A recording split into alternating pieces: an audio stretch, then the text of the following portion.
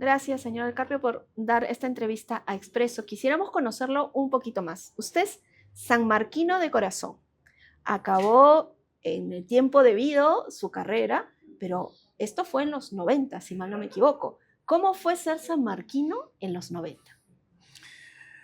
Yo comencé a estudiar en San Marcos en el año 1991, acabé el colegio en el año 90. Soy parte de esa generación que se quedó en el Perú. Gran parte de mi generación decidió salir fuera del Perú. Hay muchas personas fuera del país de esa época. Algunos por falta de oportunidades, otros por un compromiso con el país, cariño, nos quedamos por acá, pero también con muy pocas oportunidades. San Marcos, en cierta forma, fue mi salvación, ¿no? Tuve la fortuna de ingresar a San Marcos en el año 1991, el examen de admisión del año 1900, de febrero del año 1991, una gran alegría, pero también fue de temor, porque San Marcos entonces no es el San Marcos de hoy, era un San Marcos que había vivido atrapado en este mundo que estaba dividido en dos. Hasta 1989 habían dos formas de pensar en el mundo. O teníamos el tema del comunismo o el capitalismo. En el año 89 cae el muro de Berlín. En el año 1989 se da la primera elección completamente diferente, donde hay dos planteamientos completamente distintos respecto a cómo debía ser el país. Nosotros, los jóvenes de esa época, vivíamos atrapados entre el sueño de un Estado más grande que todo lo haga y entre otra opción. Esa otra opción no se veía, no había claridad. Muchos abrazamos ese ideal, yo fui uno de ellos. Al ingresar en San Marcos, me tocó liderar con un gran conjunto de jóvenes, liderar un pensamiento distinto, un pensamiento que decía, el Estado no nos va a salvar, ya no se trata de generar más empresas. Entonces el Estado tenía más de 160 empresas públicas, multipliquen Petroperú por 160 y eso es lo que tenía el Estado. El Estado era el mayor empleador que había. Y bueno, me tocó este cambio y tuve la suerte, como tú lo dices, porque creo que es una suerte histórica, de acabar la carrera en menos de cinco años. Estuve presente en el segundo piso de mi Facultad de Economía cuando Alberto Fujimori con unos tanques rompían la puerta y entraban. En esa época el tema no era tan claro, no Ujú. era tan claro. Si es que revisamos la foto de ese momento, nadie quería que entre. Formo parte de la época también donde uno hacía una protesta y hacía una marcha si es que subían el pasaje universitario, Ujú. ¿no? Formo parte de la época del comedor universitario. En San Marcos hasta ahora existe el transporte para universitarios que en época le llamábamos el ¿Y burro. se transportó en el burro? Claro, era, sí, en esa época uno, si es que tenía una moneda, uno tenía que tomar una decisión. El burro, me como algo o camino, ¿no? Más o menos esa era la decisión Una lección sanmarquina. de economía a la avena. Claro, uno tenía que tomar una decisión. Entonces la mayoría de los jóvenes de esa época, a los jóvenes de ahora les cuento, en esa época era muy difícil tener una moneda de un sol, ¿no? De un sol. Era muy difícil de ganarla. Recuerden que en esa época la clase media en el Perú, por la crisis que tuvimos, desapareció, fue completamente aplastada y muy pocos se encontraron en universidades como San Marcos, la UNI, la Villarreal, una oportunidad. Pero también fue un proceso de enseñanza fuerte, ¿no? En verdad, como sanmarquino aprendí que la única forma de sobresalir es con trabajo, la conciencia de la gran falta de infraestructura y cómo la falta de infraestructura hace tanto daño a la población. La infraestructura nos quita oportunidades y no teníamos infraestructura. Ahora tenemos más infraestructura que antes. Hemos avanzado mucho en esas 3, 4 décadas y hay que sentirnos orgullosos como peruanos de eso. Pero también el César Marquino siempre me hace recordar y ser consciente de la tremenda brecha que todavía existe, ¿no? El día de hoy muchos tienen acceso a más universidades, más colegios, pero hay mucha parte del país y millones de peruanos que todavía esperan que el Estado cumpla su promesa de brindarles salud gratuita, pero gratuita de verdad. no esa gratuita donde uno va a un hospital y no encuentra todo y la familia tiene que salir al frente a pagar. Cuando el Desesperada. Estado hace eso, incumple su promesa. Tampoco no gratuita un colegio público que no funciona, donde un padre de familia tiene que hacer una actividad, una actividad para compensar esa parte que no está ahí. Gratuita no me refiero a una carretera que no existe. Las carreteras que no existen son gratis, ¿no? Ujú. Son gratis. Y ustedes vieran cuántos pueblos de la sierra no pueden llegar a Lima, no pueden llegar a Europa, Asia con sus productos, porque simplemente esa carretera se los impide.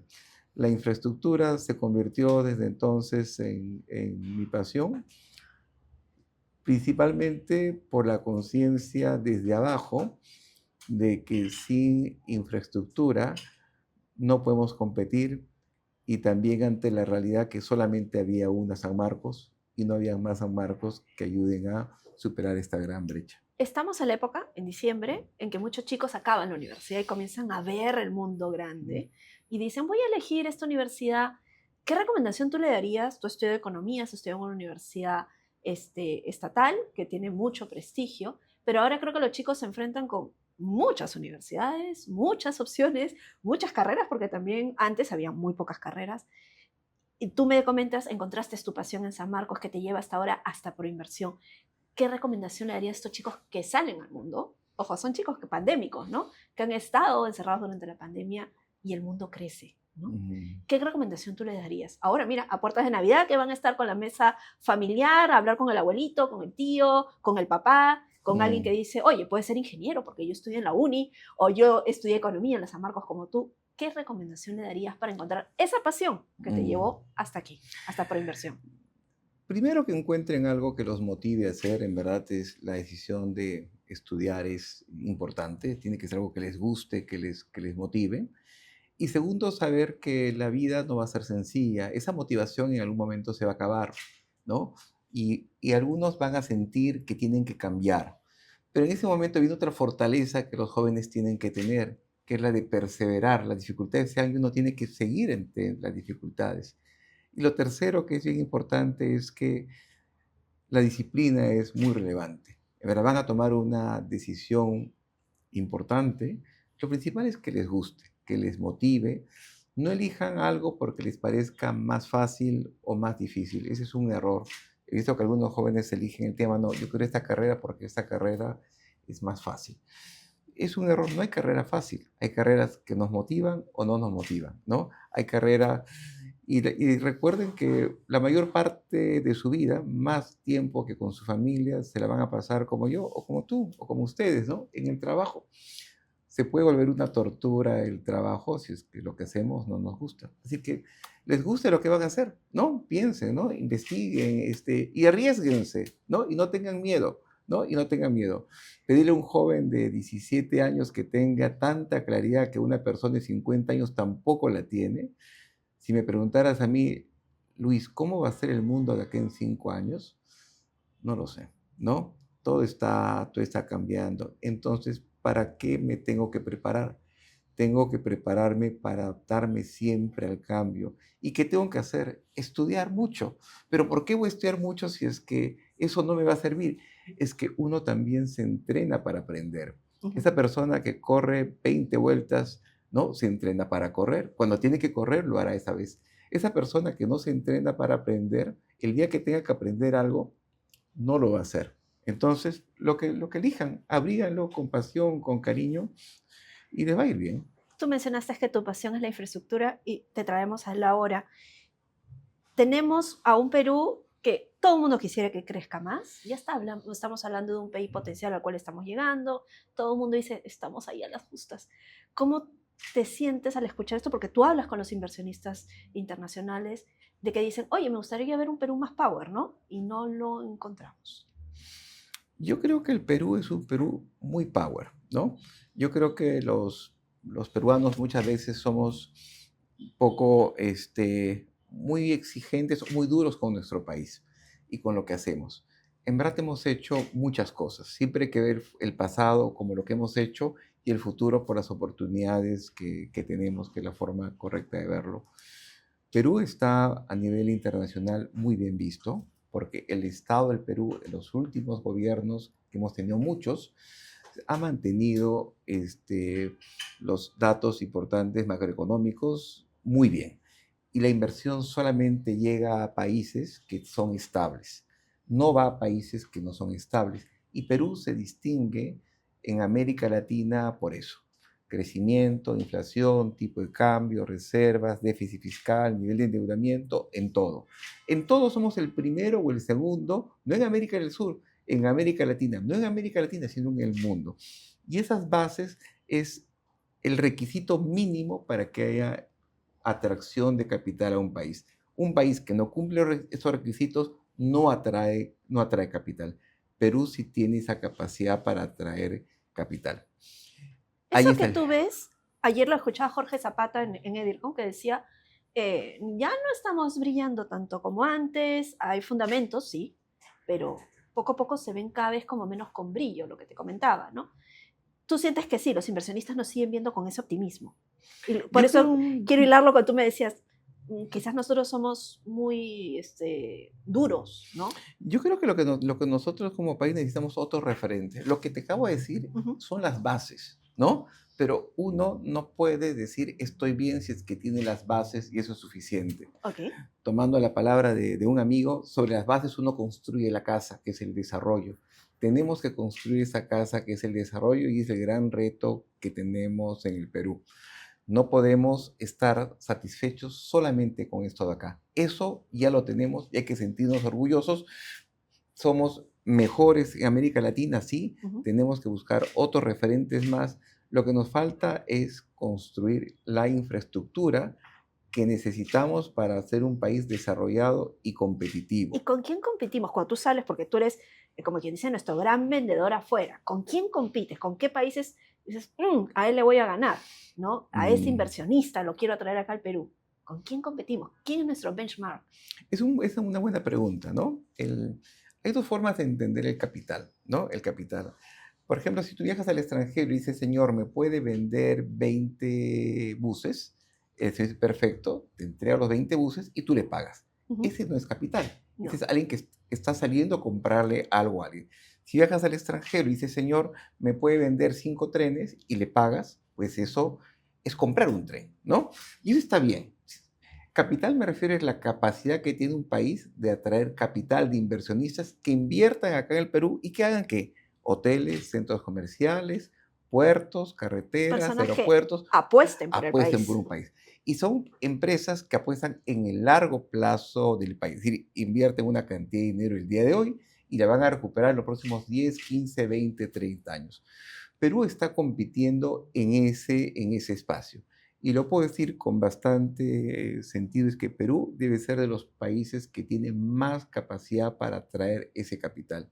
En el año 2024, Perú fue el país número uno en incrementar su capacidad de atraer capital extranjero en toda América Latina. Fuimos el que creció más, pero es obvio verlo. Si los peruanos quieren ver, pero no lo veo. A ver, veamos el puerto de Chancay. Chancay, ¿no? Pues veamos la ampliación del muelle de DP World. Simplemente a DP World, que esto es un muelle, ya no tiene espacio donde colocar los arándanos en temporada alta. Eso lo obligó, entre otras cosas más, a invertir ahí una cantidad. El anillo vial periférico, el ferrocarril Huancayo-Cabelica, la línea 2 del metro, que estuvo moviéndose despacito, pero todos vieron que en el año 2024-25 comenzó a moverse bastante rápido. Esa capacidad la tenemos en Perú, pero no es suficiente. Si ustedes quieren ver la infraestructura y ver la historia y han conocido y han viajado a países vecinos, ustedes van a decir, oye, pero acá hay mejor infraestructura que Perú, ¿no? Pero nos han dado una gran ventaja. Nuestros países vecinos están un poco distraídos, ¿no? Ujú. Por llamarlo de alguna manera, y en verdad han permitido que Perú atraiga ese capital. Y nos estamos acercando. Por ejemplo, nadie vio, algunos de ustedes son bastante jóvenes, de repente la gente cree el tema, pero hace 20 años atrás, yo cuando era joven, yo decía, la fruta es de Chile. La Ujú. manzana chilena, la uva chilena, la palabra arándano no existía acá, pero si existe, era de Chile. Y seguro, si en esa época las personas dirían, bueno, va a ser imposible alcanzarlos a En ellos. Chile. pues ya los pasamos en muchas categorías. Somos el primer exportador en el mundo de uvas, el primer exportador en el mundo de arándanos, el segundo en paltas, ¿no? Si es que ustedes viajan a Europa y están en un supermercado, cogen una palta cualquiera que cojan, va a ser palta peruana. Y eso hizo de que nuestras exportaciones crecieran un montón. Para ver en verdad lo que nos espera en el futuro, tenemos que vernos 20 años atrás y dónde estábamos. El día de hoy hemos generado infraestructuras portuarias gigantescas y saben que mucha gente no sabe que esas son asociaciones público-privadas, ¿no? El aeropuerto Jorge Chávez hasta hace 10 años era el mejor aeropuerto de toda América del Sur y estamos orgullosos, pero luego se quedó pequeño, ¿no? Se quedó pequeño. Ahora lo hemos modernizado. El próximo año se hace la siguiente ampliación y van a ver que otra vez va a volver a ser el mejor aeropuerto de América Pero no del me Sur. contestó. ¿Con quién competimos? Se me escapó. Ah, mira, yo creo que el día de hoy estamos compitiendo con capital que iría a países vecinos de acá de América. ¿Chile? Creo que competimos, en general, el mundo es una competencia. Creo que con Chile somos los países que tenemos la mayor capacidad para atraer capital.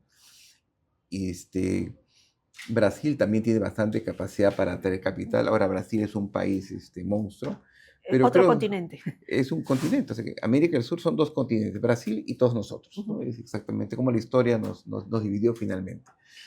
Pero Perú está compitiendo el día de hoy con capital que iría a Europa, capital que quiere salir de Asia.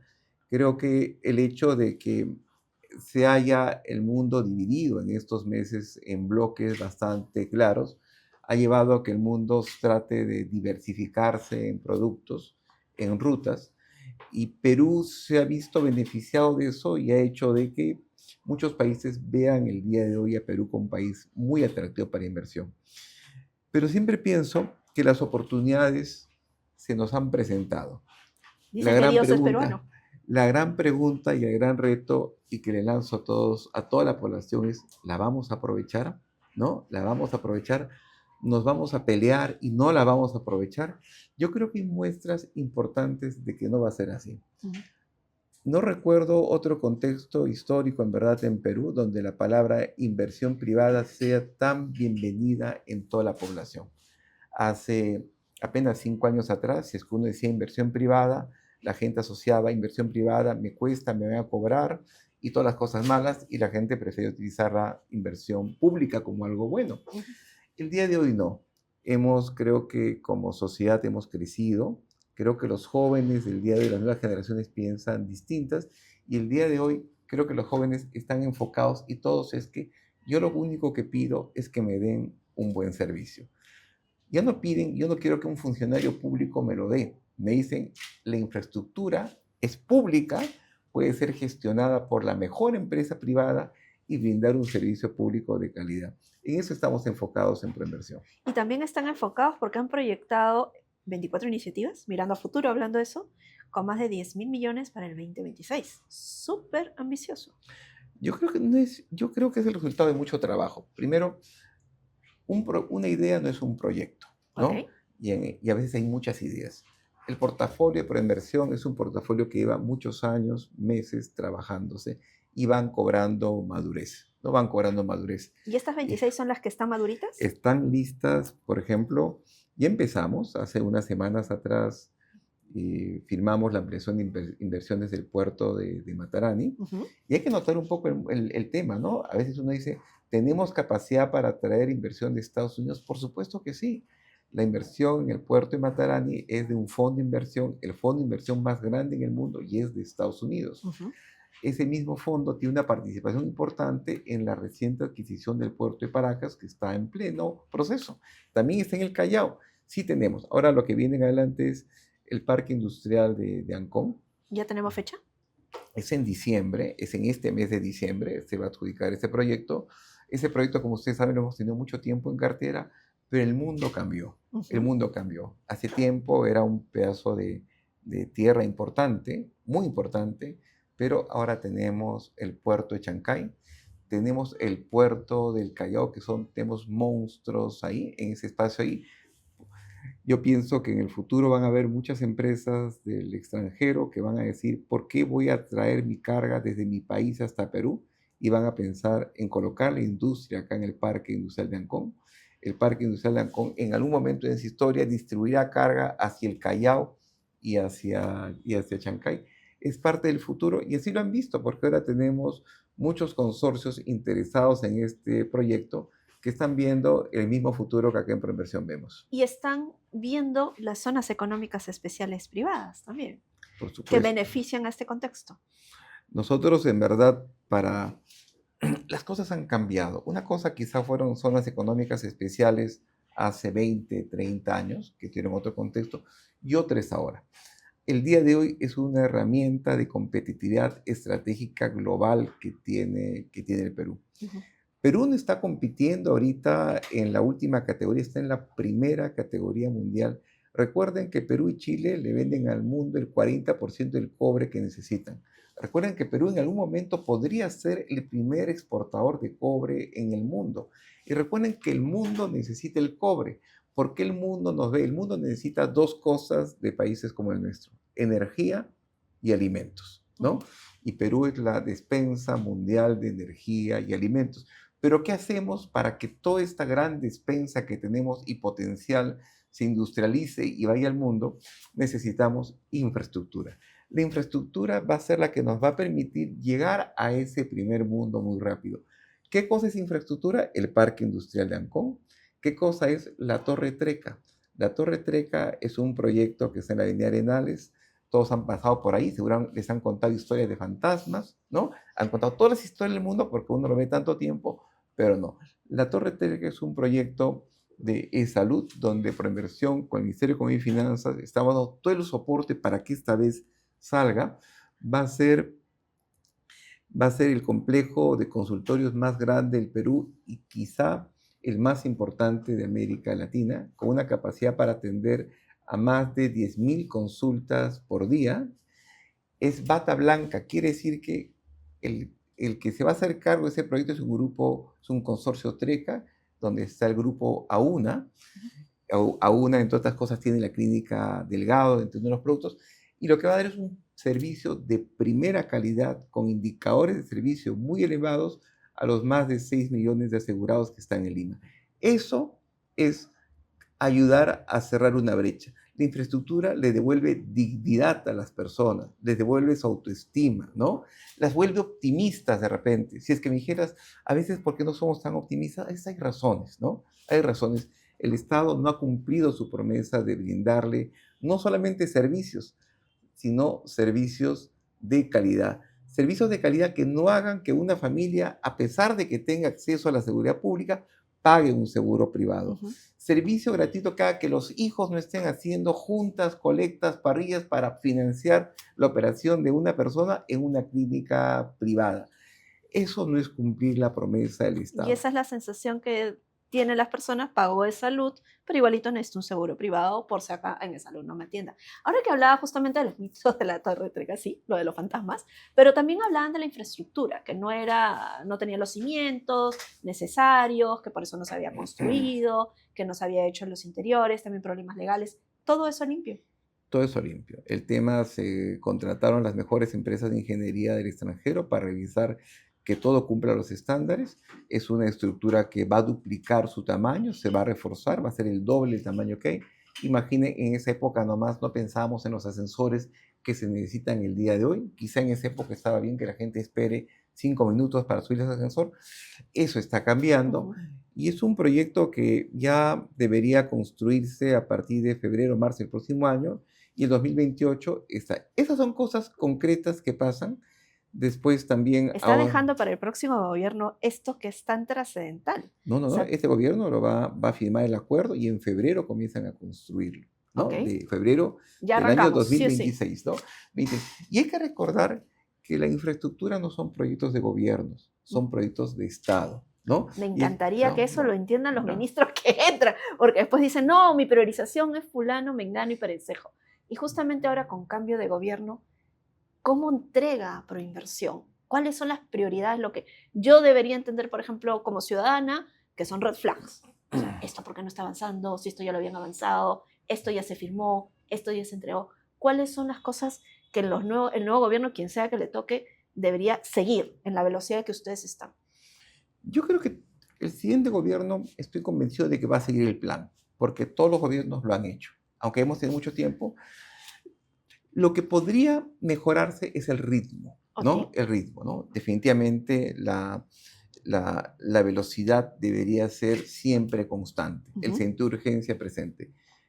Este gobierno, el gobierno del presidente Geri, tiene el compromiso primero de adjudicar estos proyectos hasta julio, porque Estamos son hablando de proyectos. Treca, estamos hablando de Ancón. ¿Qué otra más? ¿Qué otra cosa más tiene de Estamos compromiso? hablando de la planta de tratamiento de aguas residuales de Puerto Maldonado, Ujú. estamos hablando del teleférico de Choquequirao, que ya está convocado el concurso.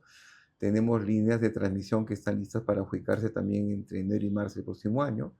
Tenemos que dejarle también la solución definitiva para la línea 1 del metro. Ujú. Proinversión está a cargo de hacer la formulación de la solución. Vamos a terminarla ahora en diciembre o enero, lo cual va a permitir que pasemos de 600.000 a 1 millón de pasajeros que se movilizan en esa línea que ya sobrepasó su límite. Eso también está. También tenemos un proyecto de llevar gas a todo el sur del país con la empresa Cálida. Ahora, a finales de este mes de diciembre, tenemos que firmar este acuerdo para que Cálida, esa empresa que lleva a muchos limeños el gas, ¿no? Pero muchos limeños tienen gas y ya no utilizan balón de gas. Seguro que tienen terma y muchas cosas y le dieron un recibo bien pequeñito. Les cuento que eso no pasa en el resto del país. En el resto del país tienen que comprar su balón de gas o utilizar otras formas. Eso se va para el sur del país. Y eso es un anuncio que tendrá listo el ministro de Energía y Minas y el presidente para fines de este año. Proinversión es la entidad que está detrás. También, seguro que ustedes han visto, cuando se van a la playa, van por la Panamericana y ven que tenemos 2 carriles de ida y 2 carriles de vuelta. Especialmente cuando es verano, vemos que todo está completamente colapsado. Ya dejó de ser noticia, y cuando deja de ser noticia es malo. Si a ustedes han ido a la playa alguna vez, todos los viajes van a encontrar accidentes en ese lugar, ¿verdad? Ya forma parte del paisaje normal Ujú. ver un choque, un bus volteado. Ni siquiera ya es noticia, Ujú. porque es normal. Hay cientos de personas que han muerto en esa carretera. ¿Por qué falta? Y falta una medida de seguridad central que se va a colocar y se va a ampliar a 3 carriles de ida y 3 carriles de vuelta. Este es un proyecto en el cual estamos trabajando con el Ministerio de Transportes y Comunicaciones. Estamos ya bastante listos. ¿Y eso más o menos para cuándo saldría? Mira, eso está dentro del portafolio de proyectos que este gobierno tiene que sacar, porque ya estamos en una parte muy avanzada. Hay un equipo del Ministerio de Transportes que está trabajando muy fuerte en ese proyecto. Quizá en los próximos días vamos a estar ahí en el puente de Bujama, que es Ujú. una obra que ya se terminó. Es probable que el presidente esté ahí. Y en ese lugar, en el puente de Bujama, uno puede ver cómo va a ser la carretera en el futuro. Porque en ese lugar hay 3 carriles de ida y 3 carriles de vuelta. Son cosas, te los cuento así porque la infraestructura le toca a la gente en la vena. O sea que es algo que uno puede respirar y tiene que exigirlo a montón. Machu Picchu está alcanzando su capacidad límite y está bien, es un motivo de orgullo. Necesitamos generar más espacios. ¿Por qué estamos haciendo el teleférico de Choquequirao? Tenemos la capacidad de llevar 1 millón de turistas más al Cusco. ¿Y qué teníamos para hacer eso? Dejar de que Choquequirao sea un destino de 2 días de caminata de ida, 2 de vuelta. Lo estamos convirtiendo en un destino donde vamos a llegar en 20 minutos a Choquequirao. Va a haber un motivo más para ir a Cusco. Ujú. Y eso es este desarrollo. Y también para contarte tengo muchos proyectos acá, la lista completa la compartimos con ahora, el Hospital del Niño de San Borja. Ajá. Un día sería importante, simplemente hagamos un tour de las personas que vayan al hospital. Es un hospital que funciona muy bien. Los médicos que son del Ministerio de Salud están muy contentos con ese modelo de gestión.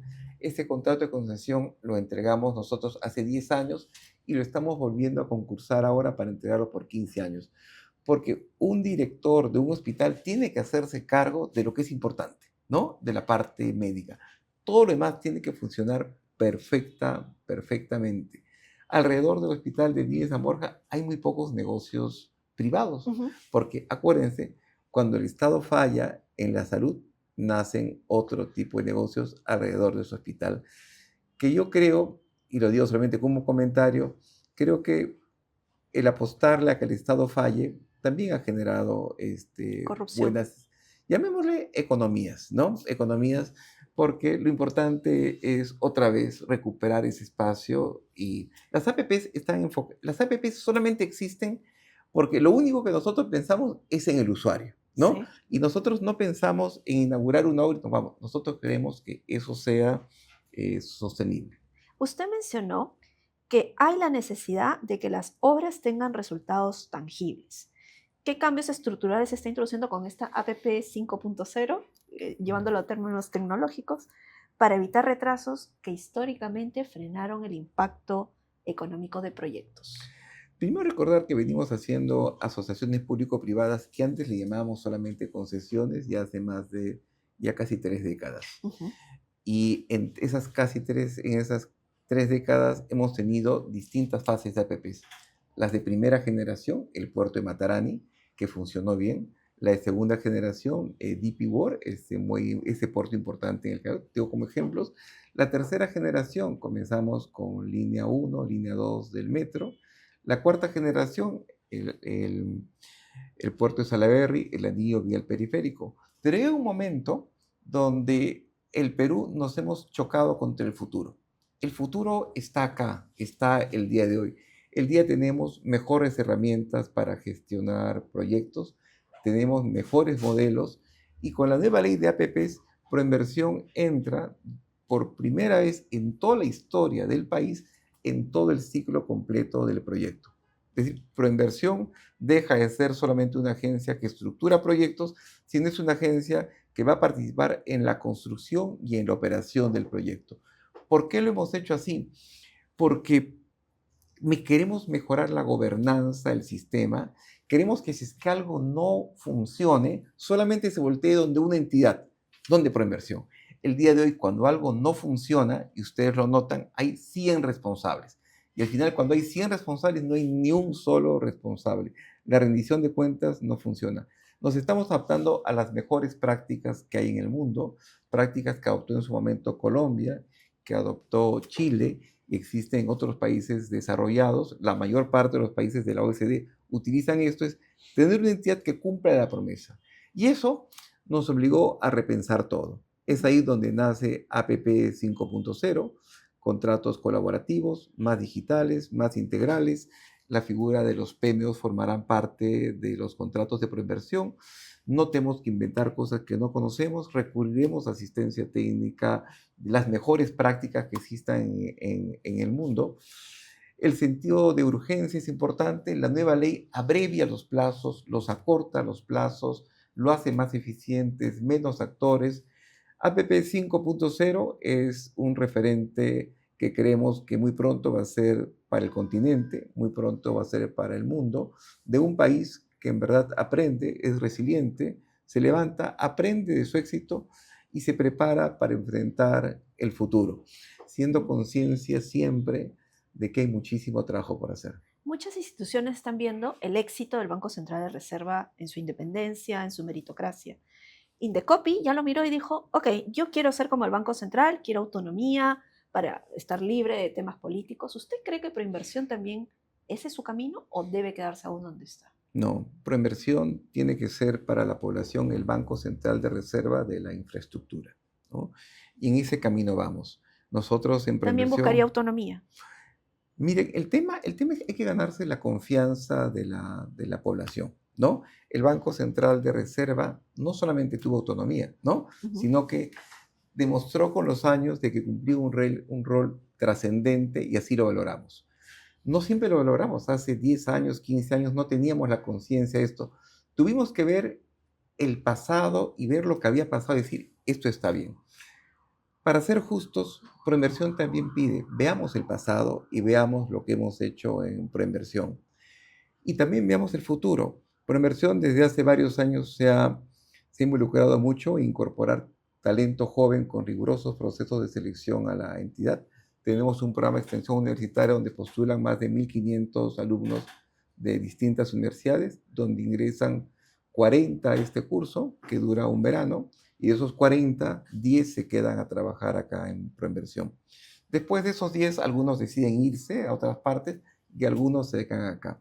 El día de hoy estamos incorporando talento, estamos trabajando en el tema de la meritocracia. Yo soy un ejemplo de la meritocracia. Yo acá en Proinversión he ocupado todos los puestos que existen, desde el más bajo hasta el más alto, y eso es lo que deseo para esta entidad. La reforma en la que estamos trabajando, queremos que nos habilite para construir esa entidad que el Perú necesita. El Perú necesita estabilidad, el Banco Central de Reserva nos la da.